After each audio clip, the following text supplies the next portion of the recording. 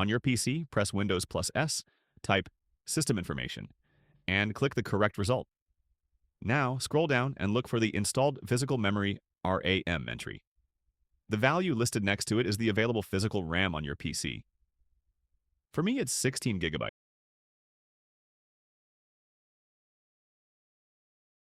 Press Windows plus S, type Command Prompt, and click on Run as Administrator. Click Yes in the UAC prompt. Type wmic physical get max capacity and hit Enter. It will display the maximum RAM capacity in kilobytes.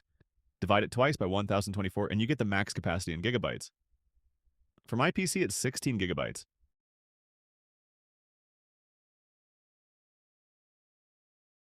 Since Windows doesn't include a built-in option to accurately check the RAM type, we will be relying on a third-party tool called CPU-Z. It's a system information and monitoring software and is available for free. Go ahead and download it. I already have the software, so I will go ahead and launch CPU-Z. Give it a few seconds to load. It will take this long every time. Once CPU-Z is loaded, navigate to the Memory tab and verify what's listed next to Type. That's the generation of RAM you're using.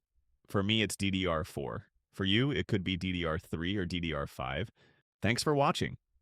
If this video helped you master Windows, don't forget to like, share, and subscribe to Windows Explained for more tips, tricks, and tutorials.